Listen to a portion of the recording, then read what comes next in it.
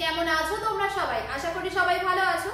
তো তোমাদের যাদের সামনে ফুড এসআই 2024 এর পরীক্ষা রয়েছে তাদের জন্য নিয়ে চলে আসলাম ম্যাথস এর প্র্যাকটিস সেট। এবং আজ থেকে আমি এই পরপর প্র্যাকটিস সেটগুলো শুরু করছি, যেখানে বিভিন্ন ধরনের প্রশ্ন প্রত্যেকটা চ্যাপ্টার থেকে আমরা আলোচনা করব আর সেগুলো কত সহজে সলিউশন করা যায় সেগুলো দেখব।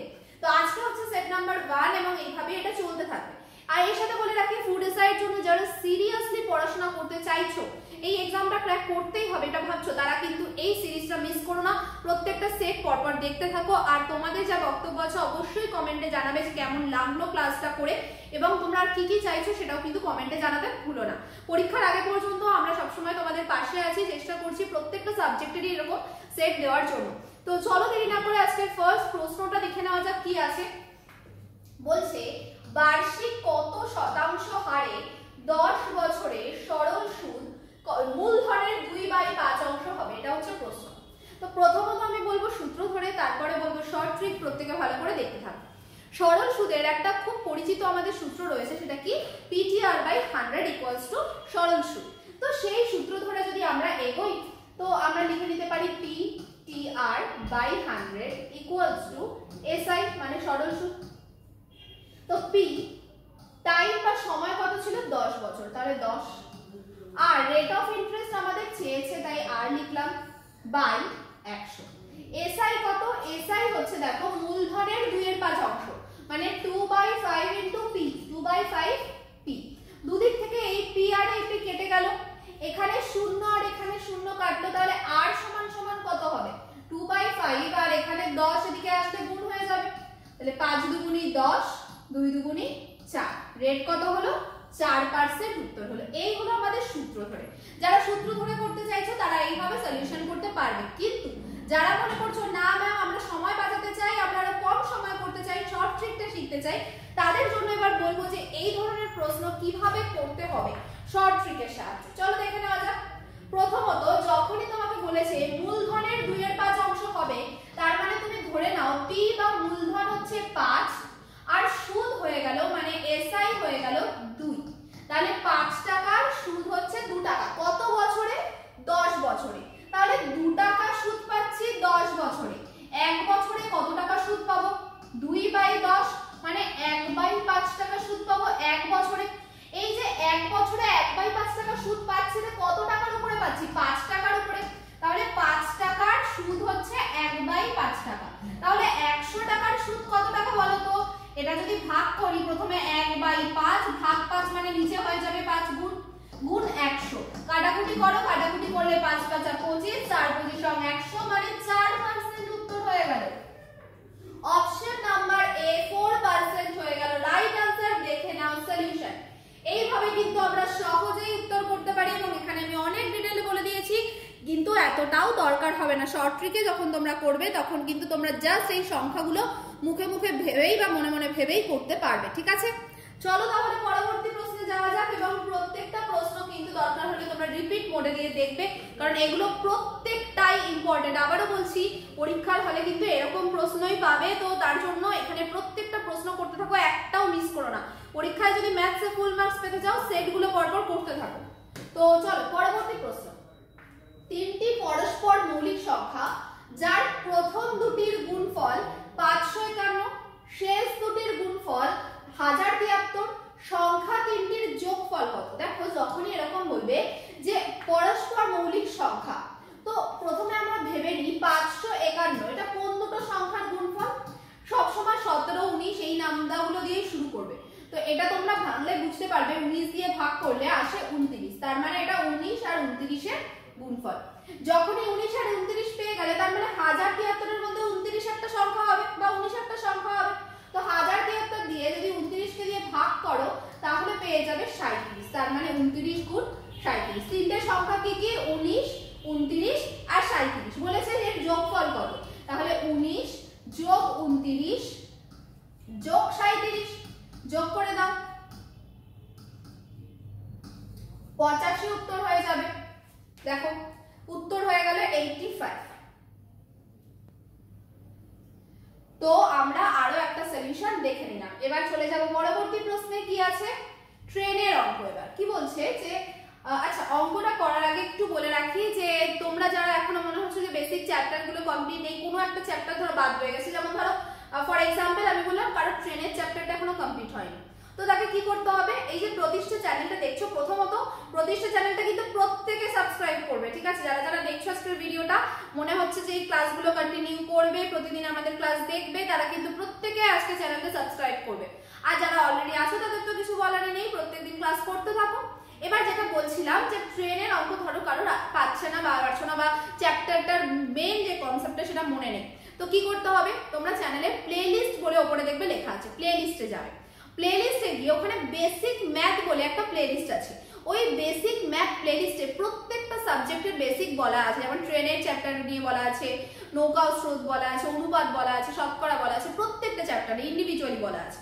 তো ওই প্লেলিস্টে তোমরা ওপেন করবে, করে প্রত্যেকটা চ্যাপ্টার নিজেরা দেখে নেবে, তাতে কি হবে, এই যে প্র্যাকটিস সেটগুলো করছো এটা আরো সুবিধা হয়ে যাবে, কারণ জানো তুমি জিনিসগুলোর বেসিকটা আগে থেকেই জানো, ঠিক আছে? চলো এবার ট্রেনের অঙ্কটা দেখি কি বলছে। দুটি ট্রেন বিপরীত দিকে 36 কিমি পার ঘন্টা এবং 45 কিমি পার ঘন্টা গতিতে ভ্রমণ করে এবং ধীর গতির ট্রেনে বসে থাকা একজন লোক 8 সেকেন্ডে দ্রুতগতির ট্রেনকে অতিক্রম করে, তবে দ্রুতগামী ট্রেনের দৈর্ঘ্য কত মিটার? ভীষণ ভালো কোশ্চেন। প্রথমত দুটো ট্রেন বিপরীত দিক থেকে আসছে, একটা ট্রেন এদিক থেকে এদিকে যাচ্ছে এই দিক চিহ্ন অনুযায়ী, আরেকটা ট্রেন এদিক থেকে এদিকে আসছে এই দিক চিহ্ন অনুযায়ী। যখন বিপরীত দিক থেকে আসে না দুটো ট্রেন, তখন যে আপেক্ষিক গতিবেগটা তৈরি হয় সেটা যোগ করতে হয়, মানে 36 যোগ 45, এটা হয়ে যায় ওদের গতিবেগ, মানে 81 কিমি পার ঘন্টা, এটা হচ্ছে নতুন গতিবেগ। এবার বলছে কি ধীর যে গতির ট্রেনটা, তার মধ্যে একজন লোক বসে আছে, সেই লোকটা দেখছে কি সামনে দিয়ে দ্রুতগামী ট্রেনটা বেরিয়ে যাচ্ছে এবং এই যে অতিক্রম হলো এটা 8 সেকেন্ডে হলো। এবার তুমি ভাবো, নিজেকে ভাবো যে তুমি একটা ট্রেনে বসে আছো, তোমার সামনে থেকে একটা ট্রেন বেরিয়ে গেল, তোমার সামনে থেকে ট্রেন বেরিয়ে যাওয়া মানে ওই ট্রেনটা কতটা দূরত্ব গেল বলো তো? ধরো তুমি দাঁড়িয়ে আছো, তোমার সামনে থেকে একটা ট্রেন বেরোনো কখন শুরু হবে, যখন ট্রেনটা মুখোমুখি তুমি হবে, ট্রেনটার যখন শেষ কখন হবে, যখন ট্রেনের শেষ পয়েন্টের মুখোমুখি তুমি হবে, তাহলে আলটিমেটলি ওই যে দ্রুতগামী ট্রেনটা বেরিয়ে গেল, তাহলে তার দৈর্ঘ্যটাই যাওয়া হয়েছে কত সেকেন্ডে? 8 সেকেন্ডে। কত গতিবেগ নিয়ে? 81 কিমি পার ঘন্টা গতিবেগ নিয়ে। আমরা গতিবেগকে আগে মিটার পার সেকেন্ডে নিই, তাই জন্য 5/18 দিয়ে গুণ করা হলো। তাহলে এত মিটার পার সেকেন্ড মানে 1 সেকেন্ডে এত মিটার চাই, তাহলে 8 সেকেন্ডে কত মিটার যাবে? গুণ 8 একবারে করলাম, যা বেরোবে সেটাই হচ্ছে দ্রুতগতির ট্রেনটার দৈর্ঘ্য। দেখো এখানে 4 দুগুণী 8, 9 দুগুণী 18, 9 9 81, 4 5 20, 9 গুণ 20 180, তার মানে উত্তর হয়ে যাবে 180। অপশন নাম্বার এ হয়ে গেল রাইট আনসার। দেখে নাও সলিউশন, ভীষণ ভীষণ ইম্পর্টেন্ট একটা কোশ্চেন, প্রত্যেকে দেখে নাও এবং কনসেপ্টটা বুঝে নাও। যখন দুটো ট্রেন বিপরীত দিক দিয়ে আসে তখন আপেক্ষিক গতিবেগ যোগ হয়, এটা একই দিকে গেলে বিয়োগ হতো, ঠিক আছে? আশা করি সবার বোঝা গেল। এবার চলে যাব পরবর্তী প্রশ্নে। আচ্ছা, পরবর্তী প্রশ্নে যাওয়ার আগে বলে রাখি, তোমরা যারা মনে করছো যে এই যে পিএসসি যে পরীক্ষাগুলো হচ্ছে বা রেল এই ধরনের এসএসসি এমটিএস এই ধরনের পরীক্ষাগুলো তোমরা দেবে, সেটা তোমাদের পিএসসি ফুড এসআই থেকে শুরু করে ক্লার্কশিপ থেকে শুরু করে মিসলেনিয়াস, এদিকে তোমাদের ডাব্লিউবিপি কেপি কনস্টেবল এসআই এই ধরনের যে পরীক্ষাগুলো আছে, তার জন্যই আমরা অনলাইনে শুরু করেছি বেঙ্গল কম্বাইন্ড ব্যাচ। অনেকদিন ধরে অনেক স্টুডেন্টরা আমাদের ক্লাস করছে এবং তোমরা যারা নতুনভাবে জয়েন করতে চাইছো, ক্লাসেস করতে চাইছো, তাদেরকে কি করতে হবে? এই নাম্বারে যোগাযোগ করতে হবে, 9088890010 নাম্বারে কন্ট্যাক্ট করতে পারো। এখানে তোমরা যেমন লাইভ ক্লাস তো পাচ্ছই, তার সাথে রেকর্ডেড ভিডিও পাবে, স্টাডি ম্যাটেরিয়াল পাবে, মক টেস্ট তো পাচ্ছই। তো যদি আমাদের ক্লাসগুলো ভালো লাগে এখানে এনরোল করতে পারো। এখানে তোমরা রেগুলার বেসিসে চ্যাপ্টার ওয়াইজ ক্লাস পাবে এবং এই পুরো কোর্সটার ফিস তোমাদের কথা ভেবে রাখা হয়েছে পুরো 1 বছরে মাত্র 699 টাকা। কোনো মাসে মাসে ফিস তোমাদের দিতে হচ্ছে না, জাস্ট একবার পে করে তোমরা পুরো কোর্সটা পাবে। ওকে, এবার যারা ভাবছো না ম্যাম অনলাইনে না অফলাইনে আপনাদের ইনস্টিটিউটে এসে পড়তে চাই, তো সেটাও অ্যাভেলেবেল আছে। আমাদের ইনস্টিটিউট রয়েছে আইবিটি ইনস্টিটিউট বারাসাতে রয়েছে, বারাসাত স্টেশনের খুব কাছেই আমাদের ইনস্টিটিউট। তো তোমরা এখানে এসেও কিন্তু এটা জয়েন করতে পারো। তো এর জন্য দেখো এই পিএসসি স্পেশাল ব্যাচটা চলছে, প্রত্যেক দিনই অ্যাভেলেবেল রয়েছে ব্যাচ। তোমরা যেভাবে পারছো যোগাযোগ করো, তোমাদের সময় মতোই আমরা ব্যাচের কি কি অ্যাভেলেবেল ব্যাচ রয়েছে জানিয়ে দেওয়া হবে। যোগাযোগ করো 9088890080 এই নম্বরে এবং এই ব্যাচটা তোমরা মাত্র 500 টাকা মান্থলি ফিজেই অ্যাভেল করতে পারো, ঠিক আছে? চলো এই হচ্ছে পরবর্তী প্রশ্ন। তিনটি সংখ্যার সমষ্টি বলা আছে, প্রথম ও দ্বিতীয় সংখ্যার অনুপাত বলা আছে, দ্বিতীয় ও তৃতীয় সংখ্যার অনুপাত বলা আছে, দ্বিতীয় সংখ্যাটি কত সেটা জানতে চাওয়া হয়েছে। যখনই প্রথম ও দ্বিতীয়র অনুপাত বলা আছে কত 2:3 বলা আছে 2:3, দ্বিতীয় ও তৃতীয়র অনুপাত বলা আছে 5:8। তার মানে আমাদের কি করতে হবে, প্রথম দ্বিতীয় তৃতীয়র একসাথে অনুপাত করতে হবে। আমরা রেশিও মার্চ শিখেছি, তো সেখান থেকে আমি এটা রেশিও মার্চ করে দিলাম। কত আসলো 10 15 24, এটা অনেকবার আমি শিখিয়েছি আর একবার বললাম না, 10 15 24 এই রেশিও আসলো। তাহলে দ্বিতীয় সংখ্যাটি কত, তিনটে সংখ্যার সমষ্টি কত 98। 98 এর মধ্যে আমি যদি এখানে ধরে নিই যে প্রথম সংখ্যাটা 10 ইউনিট, পরের সংখ্যাটা 15, তারপরের সংখ্যাটা 24, যোগ করলে কত হচ্ছে 9 49, এটা মানে আসলে কত 98। তাহলে 1 ইউনিট মানে কত 2, তাহলে 15 ইউনিট মানে দ্বিতীয় সংখ্যাটা কত 15 ইউনিট মানে 30। তোমরা চাইলে আনুপাতিক ভাগাহার করে করতে পারো যে 98 গুণ 15 বাই প্রত্যেকটা যোগফল মানে 49, এইভাবে করলেও आंसर 30ই আসবে। তো রেশিও মেথডেও করতে পারো, আবার আনুপাতিক ভাগাহার করেও করতে পারো। आंसर হবে অপশন নাম্বার বি 30। দেখে নাও বুঝতে পারলে কিনা। ওকে, তো চলো দেখে নেওয়া যাক পরবর্তী প্রশ্ন কি আছে। 1000 টাকার 5% বার্ষিক চক্রবৃদ্ধি হারে 1 বছর 4 মাসে চক্রবৃদ্ধি সুদের পরিমাণ কত? তো এটা আমি একটা শর্ট ট্রিকের সাহায্যে দেখাবো। চক্রবৃদ্ধি সুদের শর্ট ট্রিক যারা ক্লাসে করেছো তারা তো জানোই, আমি বলেছিলাম, আর যারা জানো না তারা কমেন্ট করো, দেখি কত তাড়াতাড়ি সম্ভব তোমাদের জন্য আনা যায়।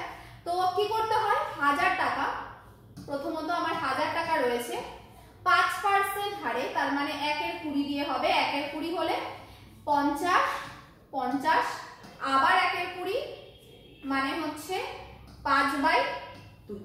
তাহলে প্রথম 1 বছর 50 টাকা পেয়েছে, পরের 1 বছরে পাওয়ার কথা ছিল 50 যোগ 5/2, মানে 105/2 পাওয়ার কথা ছিল 1 বছরে, মানে 12 মাসে পাওয়ার কথা 105/2, কিন্তু হয়েছে কত মাস 4 মাস। তাহলে কত পাবে, এদিকে যেহেতু 3 ভাগ হলো এদিকেও 3 দিয়ে ভাগ করতে হবে, মানে 105/6, তাহলে কত টাকা দেখো ভাগ করলে 17.5 টাকা।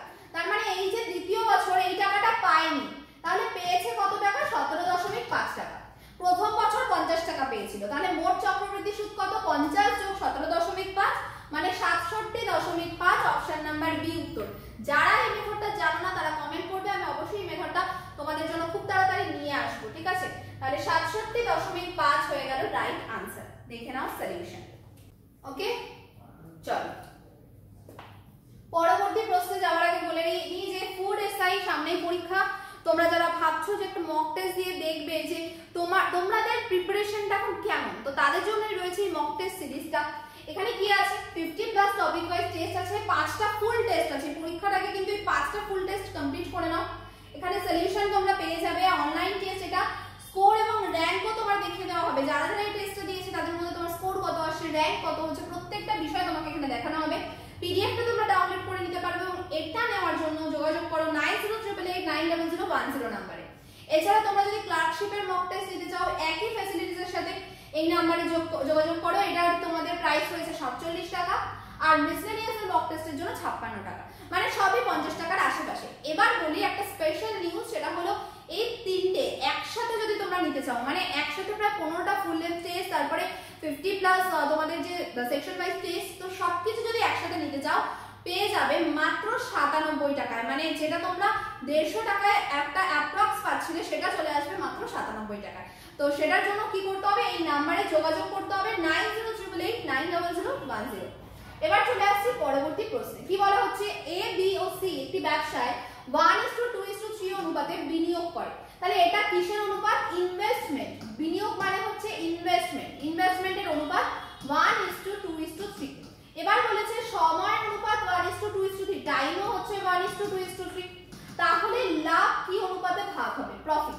সব সময় জানবে লাভ সমান সমান ইনভেস্টমেন্ট গুণ টাইম, মানে ইনভেস্টমেন্ট আর টাইম গুণ করলে প্রফিট পাওয়া যায়। গুণ করে দাও 1:4:9, आंसर হবে অপশন নাম্বার এ 1:4:9। খুব সিম্পল, তোমার কাছে যদি ইনভেস্টমেন্ট জানা থাকে টাইম জানা থাকে গুণ করে দেবে, প্রফিট পাবে।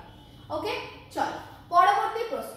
এক ব্যক্তির বর্তমান বয়স তার পুত্রের বয়সের 3 গুণের বয়স তার পুত্রের বয়সের 2 গুণের থেকে 10 বছর বেশি হয়, ব্যক্তির বর্তমান বয়স কত? এক্স করে তো তোমরা এটা সবাই করতে পারবে, কিন্তু এক্স ছাড়া যদি করতে হয় দেখো অপশন দেখে কিভাবে উত্তর করতে হয়। ব্যক্তির বর্তমান বয়স চেয়েছে, প্রথমেই বলা আছে যে বর্তমান বয়স তার পুত্রের বয়সের 3 গুণের থেকে 3 বেশি। তাহলে যদি ব্যক্তিটার বয়স 30 বছর হয়, পুত্রের বয়স কত হবে বলো তো? 30 থেকে 3 কমবে মানে 27, 27 ভাগ 3 করলে 3 নং 27, তাহলে পুত্রের বয়স হবে 9 বছর। একইভাবে আমরা যদি এখানে আসি 40 বিয়োগ 3 করলে 37, 37 ভাগ 3 তো করতেই পারবো না, তার মানে এটা উত্তর হতেই পারবে না। যদি 35 এসে আছি, 35 থেকে 3 বাদ দিলে 32, 32 কেও 3 দিয়ে ভাগ করতে পারছি না, তার মানে এটাও হতে পারবে না। যদি 33 এসে 3 বাদ দিলে 30, 30 কে 3 দিয়ে ভাগ করলে 10, তাহলে এটা হতে পারবে। এই দুটোর মধ্যেই একটা উত্তর হবে। এবার পরেরটা স্যাটিসফাই করে, কি বলছে? 3 বছর পরে ব্যক্তির বয়স তার পুত্রের বয়সের 2 গুণের থেকে 10 বছর বেশি হবে। তাহলে এক্ষেত্রে 3 বছর পরে ব্যক্তির বয়স হবে 33 আর তার ছেলের বয়স হবে 12। তাহলে দেখো তো 12 দুগুণে 24, 24 আর 10 যোগ করলে কি 33 আসছে? আসছে না, তার মানে এটা হতে পারবে না। উত্তর আমরা পেয়ে গেছি, তাও একবার চেক করে নেওয়া যায়।